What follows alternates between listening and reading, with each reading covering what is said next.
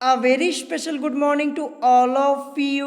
स्वागत है आपका हमारे चैनल स्टडी विद अभिमान में। तो आज मैं आप लोगों के लिए यूपी बोर्ड एग्जाम 2021 के लिए यानी 2021 के लिए क्लास 10th के लिए सोशल साइंस में हिस्ट्री के चैप्टर फर्स्ट का पार्ट 3 लेकर आया हूँ। तो चैप्टर का नाम क्या है? चैप्टर का नाम है यूरोप में राष्ट्रवाद का उदय, जिसे हम इंग्लिश में बोलेंगे the rise of nationalism in Europe. और ये आपके इस चैप्टर का पार्ट 3 है। इससे पहले मैंने इस चैप्टर का पार्ट 1 और पार्ट 2 ऑलरेडी अपलोड कर दिया है। अगर अभी तक आप लोगों ने उन वीडियोस को नहीं देखा है तो मैंने आपको डिस्क्रिप्शन में लिंक दे दी है, आप वहां से जाकर उन वीडियोस को देख सकते हैं। तो चलिए फिर आज की इस वीडियो को स्टार्ट करते हैं। तो आज की इस वीडियो में मैं आपको इस चैप्टर के लघु उत्तरीय प्रश्न करवाने वाला हूं। यानी आज की इस वीडियो में इस चैप्टर के आपके जितने लघु उत्तरीय प्रश्न हैं सारे प्रश्न आज मैं आपको इस वीडियो में करवा दूंगा। इससे पहले पार्ट वन में मैंने आपको इस चैप्टर के सभी बहुविकल्पीय प्रश्न करवा दिए हैं और पार्ट 2 में मैंने आपको इस चैप्टर के सभी अति लघु उत्तरीय प्रश्न करवा दिए हैं। तो अगर अभी तक आप लोगों ने इन दोनों पार्ट्स को नहीं देखा है तो मैंने आपको डिस्क्रिप्शन में लिंक दे दी है, आप वहां से जाकर देख सकते हैं या फिर आप चैनल पे जाकर इन दोनों वीडियोस को देख सकते हैं। तो चलिए फिर आज की इस वीडियो को स्टार्ट करते हैं। तो जैसा कि आप लोग देख पा रहे होंगे, जैसा कि मैंने आपको पहले ही बताया कि आज की इस वीडियो में मैं आपको इस चैप्टर के सभी लघु उत्तरीय प्रश्न करवाने वाला हूं। और एक बात मैं आप लोगों को बता दूं कि आज 12 बजे आप लोगों की हिंदी की क्लास होगी। कल क्लास नहीं हुई थी क्योंकि कल रक्षाबंधन था, इसीलिए कल 12 बजे वाली क्लास आप लोगों की नहीं हुई थी, लेकिन आज आप लोगों की क्लास होगी 12 बजे हिंदी की। ठीक है, तो चलिए देखते हैं इस चैप्टर का यहाँ पे सबसे पहला लघु उत्तरीय प्रश्न क्या दिया है। तो जैसा कि आप लोग देख पा रहे होंगे, ये आपका यहाँ पे सबसे पहला प्रश्न यहाँ पे दिया है। क्वेश्चन क्या है कि राष्ट्र राज्य के उदय पर संक्षिप्त टिप्पणी लिखिए। क्वेश्चन है कि राष्ट्र राज्य के उदय पर संक्षिप्त टिप्पणी लिखिए। तो इसका उत्तर चलिए हम लोग देख लेते हैं। तो जैसा कि आप लोग देख पा रहे होंगे, यहाँ पे उत्तर लिखा है कि 19वीं शताब्दी के दौरान राष्ट्रवाद एक शक्ति के रूप में उभरा, जिसने यूरोप के बहुराष्ट्रीय वंश साम्राज्यों की जगह देश राज्य के उदय का नेतृत्व किया। फ्रांसीसी क्रांति 1789 ईस्वी। तो आपको ध्यान रखना है कि फ्रांस की क्रांति कब हुई थी? 1789 ईस्वी में हुई थी। ये क्वेश्चन मैंने आपको करवाया हुआ था बहुविकल्पीय में। ठीक है, तो यही यहाँ पे लिखा हुआ है कि फ्रांसीसी क्रांति 1789 ईस्वी ने आधुनिक राष्ट्र राज्य के लिए मार्ग प्रशस्त किया। फिर उसके बाद आपका यहाँ पे लिखा है कि फ्रांसीसी क्रांति ने पुराने राजशाही आदेश पर सवाल उठाया और एक लोकप्रिय राष्ट्रवाद के विकास को प्रोत्साहित किया। फिर यहाँ पे आगे लिखा हुआ है कि एक संयुक्त समुदाय के रूप में राष्ट्र पर बल देने के लिए फ्रांसीसी क्रांति ने पितृभूमि, नागरिक और फ्रांसीसी लोगों के बीच एक नया फ्रांसीसी ध्वज जैसे नए विचार प्रस्तुत किए। फिर इसके बाद यहाँ पे आगे आपका लिखा हुआ है कि इसने सभी नागरिकों के लिए एक समान कानून के साथ एक केंद्रीकृत प्रशासनिक प्रणाली की शुरुआत की। फिर यहाँ पे आगे आपका आंसर लिखा है कि क्षेत्रीय बोलियों को निराश किया गया और पेरिस में बोली एवं लिखी जाने वाली फ्रांसीसी भाषा को देश की एक सामान्य भाषा के रूप में स्वीकार किया गया। तो ये आपका क्वेश्चन नंबर फर्स्ट का आंसर होगा। तो जैसा कि आप लोग देख पा रहे होंगे, ये आपका लघु उत्तरीय प्रश्न है। और मैं आपको बता दूं कि आपके एग्जाम में लघु उत्तरीय प्रश्न 3 नंबर का पूछा जाता है। यानी एक क्वेश्चन आपका कितने नंबर का होता है? लघु उत्तरीय प्रश्न वाला 3 नंबर का होता है। तो आपको यहाँ पे इतना आंसर लिखना होगा। ठीक है, यहाँ पे आंसर थोड़ा बड़ा है। बड़ा इसलिए है क्योंकि आपका ये लघु उत्तरीय प्रश्न है। तो ये आपके पहले प्रश्न का उत्तर हो जाएगा। मैंने आपको यहाँ पे पहला प्रश्न करवा दिया। अब चलिए देखते हैं दूसरा प्रश्न हमारा क्या दिया है। तो जैसा कि आप लोग देख पा रहे होंगे, ये दूसरा प्रश्न है और ये प्रश्न आपका इंपॉर्टेंट है, क्वेश्चन इंपॉर्टेंट है। यहाँ पे लिखा है कि उन महत्वपूर्ण कारकों का उल्लेख कीजिए जिनके कारण यूरोप में राष्ट्रवाद का उदय हुआ। ये क्वेश्चन आपका इंपॉर्टेंट है, ध्यान रखिएगा। मैं आपको यहाँ पे जितने क्वेश्चंस करवा रहा हूँ इनको लिख जरूर लीजिएगा, ठीक है। तो यहाँ पे क्वेश्चन नंबर सेकंड है कि उन महत्वपूर्ण कारकों का उल्लेख कीजिए जिनके कारण यूरोप में राष्ट्रवाद का उदय हुआ। तो इसका उत्तर क्या हो जाएगा? तो जैसा कि उत्तर आप लोग देख पा रहे होंगे, यहाँ पे लिखा है कि जर्मनी, इटली और स्विट्जरलैंड 18वीं शताब्दी के मध्य में राजशाहियों, डचियों और कैंटनों में विभाजित थे, जिनके शासकों ने अपने स्वायत्त प्रदेशों का निर्माण किया था। उन्होंने एक सामूहिक पहचान या एक आम संस्कृति साझा नहीं की। कुछ महत्वपूर्ण कारकों ने यूरोप में राष्ट्रवाद के उदय को जन्म दिया जो निम्न है। तो चलिए देखते हैं यहाँ पे महत्वपूर्ण कारक दिए क्या हुए। जैसा कि आप लोग देख पा रहे हैं, यहाँ लिखा है ना कि कुछ महत्वपूर्ण कारकों ने यूरोप में राष्ट्रवाद के उदय को जन्म दिया जो निम्न है। तो चलिए देखते हैं, सबसे पहला यहाँ पे क्या दिया है। सबसे पहला कारक यहाँ पे दिया है कि नए मध्यम वर्ग का उदय। फिर इसके बाद यहाँ पे दूसरा कारक दिया हुआ है कि उदारवाद की विचारधारा का प्रसार। क्या लिखा है? उदारवाद की विचारधारा का प्रसार। फिर यहाँ पे तीसरा कारक दिया है कि रूढ़िवाद की नई भावना और वियना की संधि। और यहाँ पे लास्ट में लिखा हुआ है कि क्रांतिकारियों का उदय। ठीक है, तो ये आपका क्वेश्चन नंबर सेकंड का आंसर हो गया। और जो क्वेश्चन नंबर सेकंड है ये आपका मोस्ट इंपॉर्टेंट है, ध्यान रखिएगा। ठीक है, तो मैं आपको एक बार फिर से बता दे रहा हूँ कि हमारे चैनल पर क्लास 10th के सभी सब्जेक्ट्स की प्रिपरेशन बिल्कुल फ्री में करवाई जाती है। बस आपको कुछ नहीं करना है, चैनल को सब्सक्राइब कर लेना है और अपनी स्टडी स्टार्ट कर देनी है। ठीक है, और मैंने आप लोगों के लिए यहाँ पे क्लासेस का टाइम टेबल ऑलरेडी अपलोड कर दिया है, यानी आपको ये बता दिया गया है कि किस दिन आप लोगों की किस सब्जेक्ट्स की क्लासेस चलने वाली है। तो अगर अभी तक आप लोगों ने टाइम टेबल नहीं देखा है तो आप चैनल पे जाकर देख सकते हैं। ठीक है, अब चलिए देखते हैं next question. Question number third हमारा यहाँ पे क्या दिया है। तो क्वेश्चन नंबर थर्ड आप लोग यहाँ पे देख पा रहे होंगे। यहाँ पे क्वेश्चन लिखा है कि राष्ट्रवादी भावना का उदय किस प्रकार हुआ, स्पष्ट कीजिए। क्वेश्चन क्या है कि राष्ट्रवादी भावना का उदय किस प्रकार हुआ, स्पष्ट कीजिए। तो इसका उत्तर क्या हो जाएगा? तो जैसा कि आप लोग देख पा रहे होंगे, यहाँ पे लिखा है कि राष्ट्रवाद का विकास केवल युद्ध और क्षेत्रीय विस्तार के माध्यम से नहीं हुआ था, बल्कि राष्ट्रवाद के विकास में संस्कृति ने भी महत्वपूर्ण भूमिका निभाई थी। कला, कविता, कहानियाँ और संगीत ने राष्ट्रवादी भावनाओं को व्यक्त और आकार देने में सहायता की। फिर इसके बाद आगे यहाँ पे लिखा है कि प्रेमपूर्ण कलाकारों और कवियों ने तर्क, वितर्क और विज्ञान की महिमा की आलोचना की। क्या लिखा है कि प्रेमपूर्ण कलाकारों और कवियों ने तर्क, वितर्क और विज्ञान की महिमा की आलोचना की। भावनाओं, अंतर्ज्ञान और रहस्यमय भावनाओं पर ध्यान केंद्रित करते हुए उन्होंने एक राष्ट्र के आधार के रूप में एक साझा सामूहिक विरासत की भावना पैदा करने का प्रयास किया। फिर इसके बाद यहाँ पे आगे लिखा है कि जर्मन दार्शनिक मोहन गोटफ्रीड हेडर यानी 1744 से 1803 ने दावा किया कि आम लोगों के बीच जर्मन संस्कृति निहित थी। फिर इसके बाद यहाँ पे आगे लिखा हुआ है कि वॉक पोलैंड, जो अब एक स्वतंत्र क्षेत्र के रूप में अस्तित्व में नहीं था, वह संगीत और भाषा के माध्यम से राष्ट्रवादी महसूस कर रहा था। तो ये आपका इस क्वेश्चन का आंसर हो जाएगा। जैसा कि मैंने आपको पहले ही बताया कि ये आपका लघु उत्तरीय प्रश्न है, तो उत्तर थोड़ा आपका यहाँ पे बड़ा होगा, ये ध्यान रखिएगा। ठीक है, तो ये आपका क्वेश्चन नंबर थर्ड का आंसर हो जाएगा। अब चलिए देखते हैं नेक्स्ट क्वेश्चन।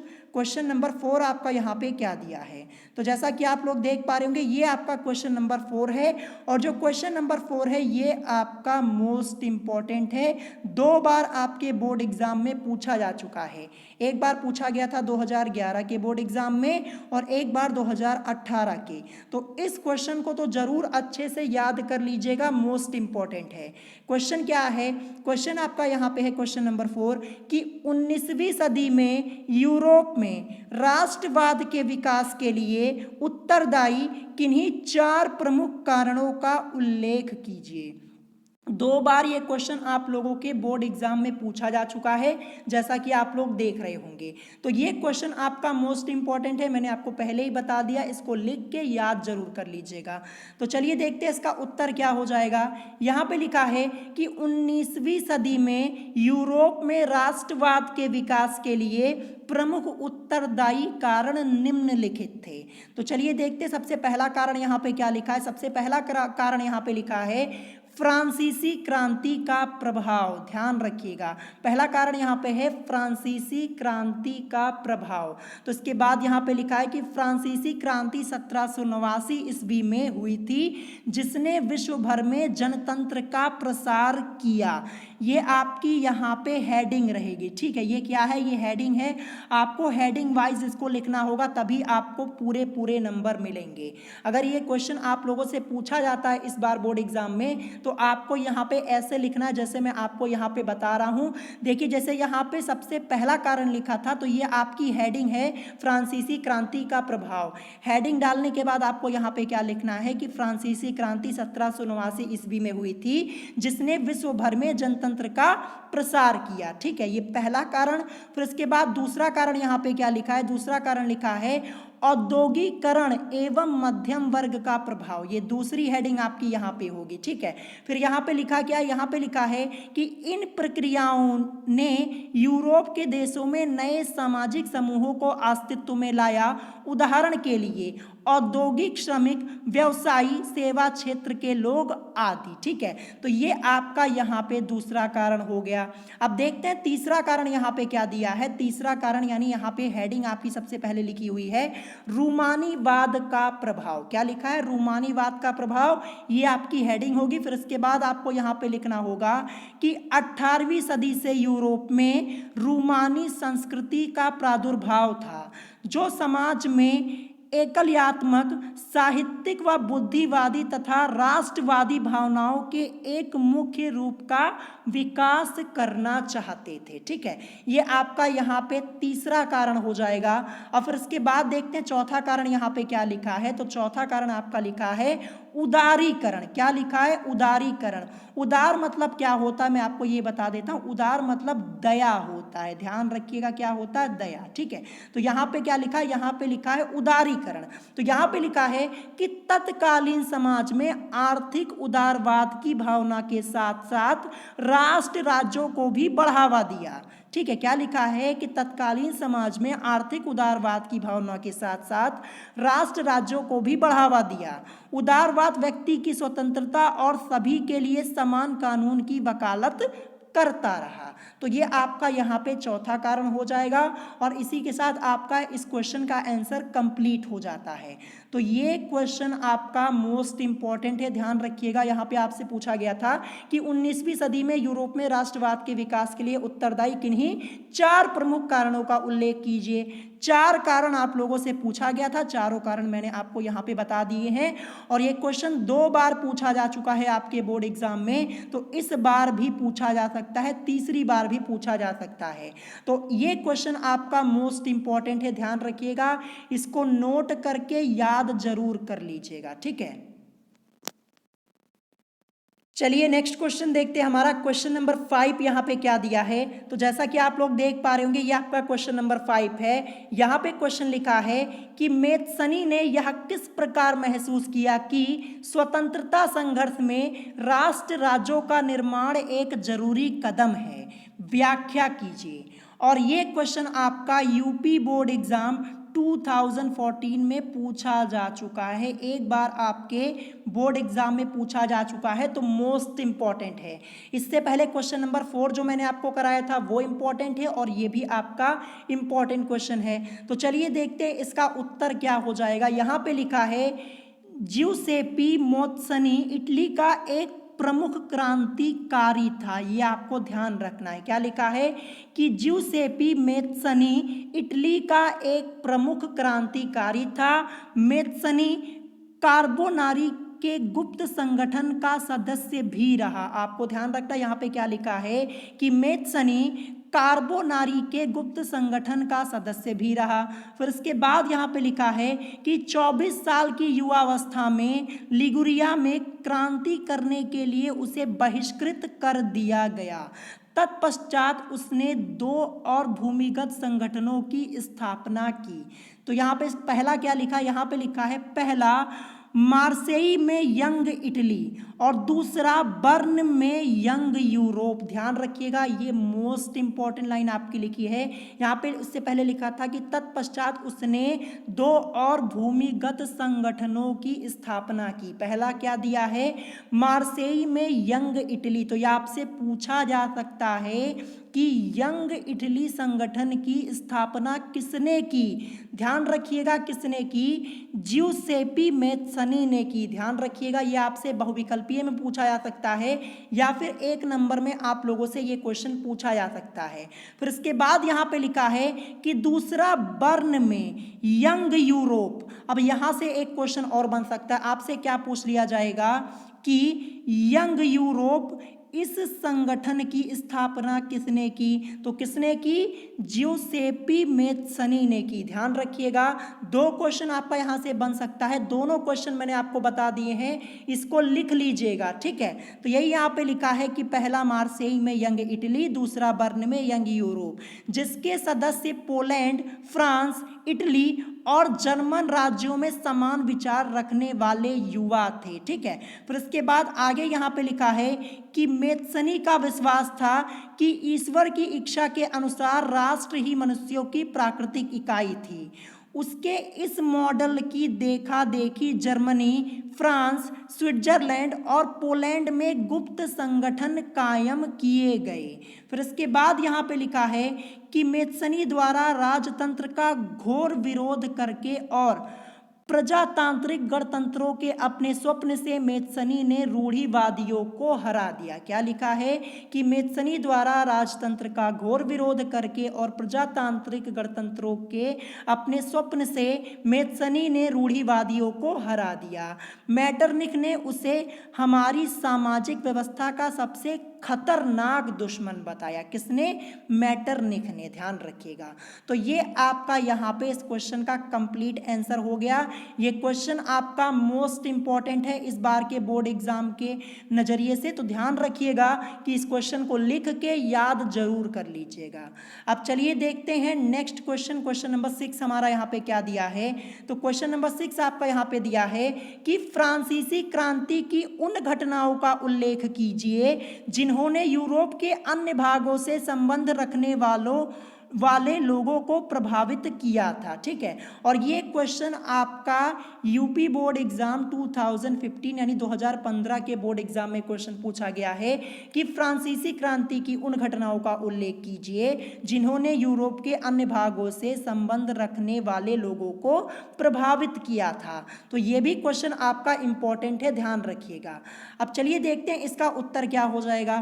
तो यहाँ पे लिखा हुआ है कि फ्रांसीसी क्रांति की कुछ प्रमुख घटनाएं निम्नलिखित हैं जिन्होंने यूरोप के अन्य भागों से संबंध रखने वालों को भी अत्यधिक प्रभावित किया था। तो सबसे पहले यहाँ पे क्या लिखा है, ये आपकी हेडिंग यहाँ पे लिखी है, ध्यान रखिएगा। क्या लिखा है, सबसे पहली हेडिंग यहाँ पे लिखी है कि निरंकुश शासन से मुक्ति। तो यहाँ पे लिखा है कि फ्रांसीसी क्रांतिकारियों ने क्रांति के समय यह घोषणा की कि फ्रांसीसी राष्ट्र का यह भाग्य और लक्ष्य था कि वह यूरोप के लोगों को निरंकुश शासकों से मुक्त कराए, ठीक है। ये यहाँ पे पहली हेडिंग आपकी दी हुई थी। अब चलिए देखते हैं नेक्स्ट पॉइंट यहाँ पे क्या दिया है। नेक्स्ट हेडिंग आपकी यहाँ पे लिखी है कि जैकोबिन क्लबों की स्थापना करना। यहाँ पे लिखा है कि जब फ्रांस की घटनाओं की खबर यूरोप के विभिन्न शहरों में पहुंची तो छात्र तथा शिक्षित मध्य वर्गों के अन्य सदस्य जैकोबिन क्लबों की स्थापना करने लगे।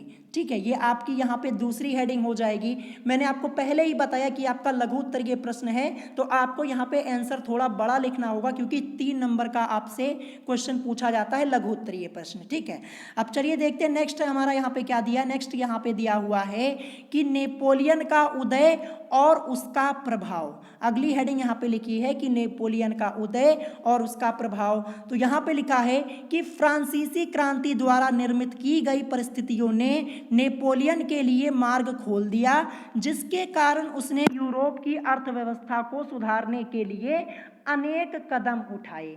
किसने उठाए? नेपोलियन ने। ध्यान रखिएगा, यहाँ पे क्या लिखा है कि फ्रांसीसी क्रांति द्वारा निर्मित की गई परिस्थितियों ने नेपोलियन के लिए मार्ग खोल दिया, जिसके कारण उसने यूरोप की अर्थव्यवस्था को सुधारने के लिए अनेक कदम उठाए। ठीक है, तो ये आपका इस क्वेश्चन का कंप्लीट आंसर हो जाएगा क्वेश्चन नंबर 6 का। ये क्वेश्चन इंपॉर्टेंट है, एक बार आपके बोर्ड एग्जाम में पूछा जा चुका है तो दोबारा भी आप लोगों से पूछा जा सकता है। मैं आप लोगों को बता दूं कि जितने लघु उत्तरीय प्रश्न आज मैं यहाँ पे करवा रहा हूँ, अगर आप इतने पढ़ लेंगे ना तो इससे बाहर आप लोगों से बोर्ड एग्जाम में इस चैप्टर से कोई क्वेश्चन नहीं पूछा जाएगा, ध्यान रखिएगा। और जो इंपॉर्टेंट क्वेश्चन है वो मैंने आपको पहले ही बता दिए हैं कि हाँ ये क्वेश्चन इंपॉर्टेंट है, उनको जरूर तैयार कर लीजिएगा। ठीक है, अब चलिए देखते हैं नेक्स्ट क्वेश्चन, क्वेश्चन नंबर 7। तो क्वेश्चन नंबर 7 आपका यहाँ पे दिया है कि उदारवादी राष्ट्रवाद का अर्थ बताइए तथा इसकी प्रमुख विशेषताओं का उल्लेख कीजिए। क्वेश्चन है कि उदारवादी राष्ट्रवाद का अर्थ बताइए तथा इसकी प्रमुख विशेषताओं का उल्लेख कीजिए। तो चलिए इसका उत्तर देखते हैं। तो यहाँ पे लिखा है कि 19वीं शताब्दी के शुरुआती दौर में राष्ट्रीय एकता के विचार उदारवाद की विचारधारा से अधिक जुड़े थे। नए मध्यम वर्गों के लिए उदारवाद का अर्थ व्यक्तियों के लिए स्वतंत्रता और कानून के समक्ष सभी को समान अधिकार था। इसकी प्रमुख विशेषता इस प्रकार है। यहाँ पे सबसे पहले लिखा है, जैसा कि आप लोग देख पा रहे होंगे, कि फ्रांस में वोट देने और निर्वाचित करने का अधिकार विशेष रूप से अधिक संपत्ति वाले लोगों को दिया गया था। क्या लिखा है? कि फ्रांस में वोट देने और निर्वाचित करने का अधिकार विशेष रूप से अधिक संपत्ति वाले लोगों को दिया गया था। फिर यहाँ पे क्या लिखा है? आगे लिखा है कि संपत्ति विहीन पुरुषों और महिलाओं को इस अधिकार से वंचित रखा गया था। यानी जो संपत्ति विहीन पुरुष और महिलाएं थीं उनको वोट देने का अधिकार और निर्वाचित करने का अधिकार नहीं दिया गया था। ध्यान रखिएगा, यहाँ पे लिखा है ना कि वंचित रखा गया था। ठीक है, संपत्ति विहीन यानी जिनके पास संपत्ति नहीं थी, ध्यान रखिएगा।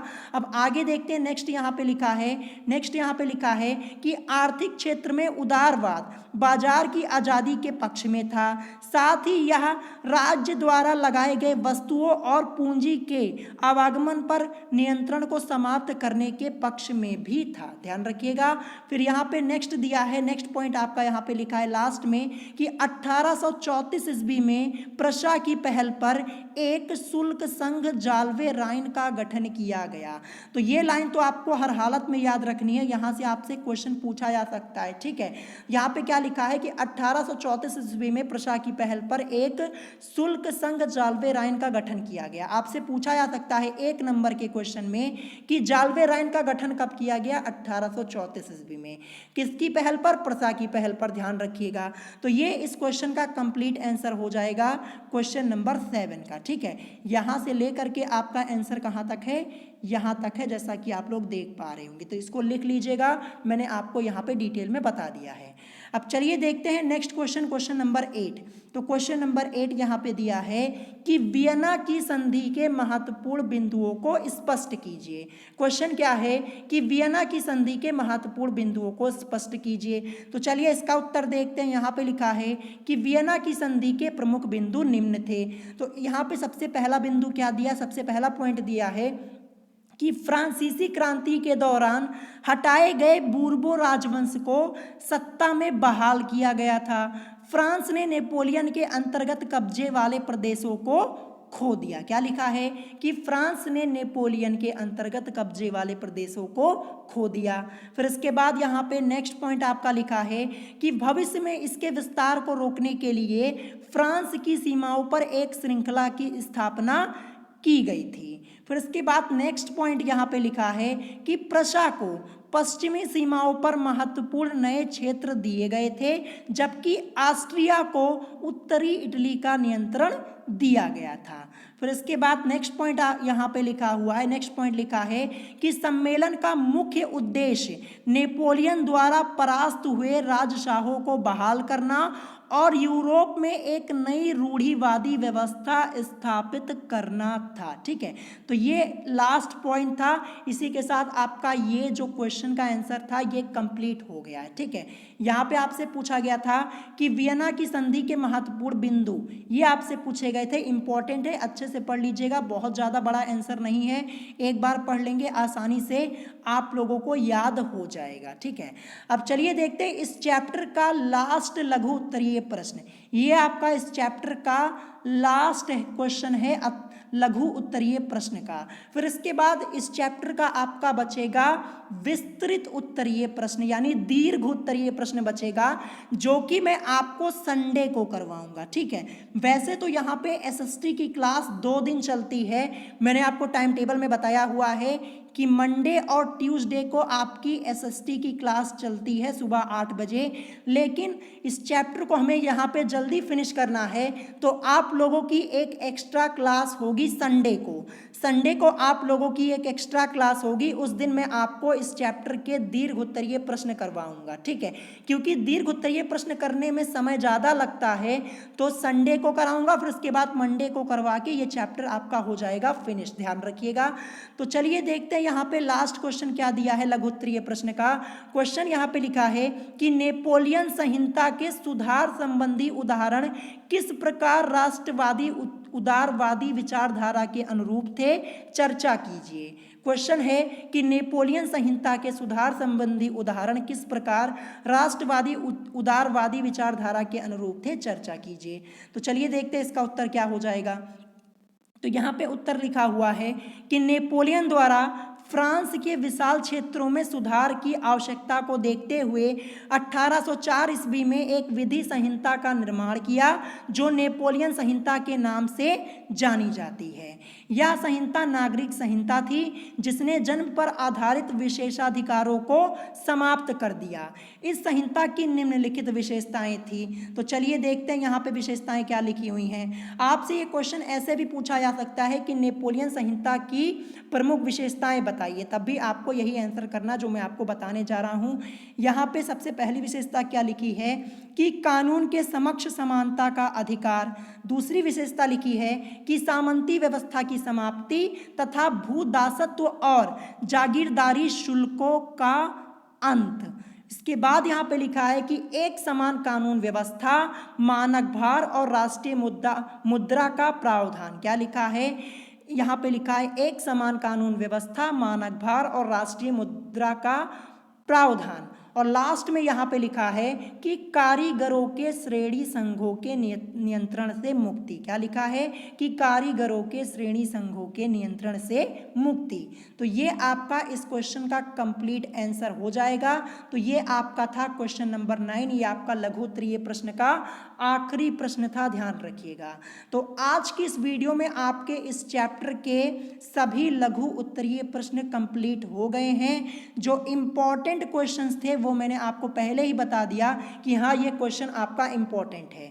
मैं आप लोगों को बता दूं कि जो क्वेश्चंस आप लोगों के बोर्ड एग्जाम में एक बार पूछे जा चुके हैं वो क्वेश्चंस आप लोगों के हमेशा रिपीट होते रहते हैं और वही क्वेश्चन आप लोगों से दोबारा भी पूछे जाते हैं। तो जो क्वेश्चंस आप लोगों के बोर्ड एग्जाम में पूछे जा चुके हैं उनको तो ज़रूर तैयार कर लीजिएगा और मैंने आपको यहाँ पर बताया भी हुआ है। ठीक है, तो यहाँ पर 9 क्वेश्चन मैंने आपको कराए हैं, इनको एक बार अच्छे से पढ़ लीजिएगा, इनका नोट्स बना लीजिएगा।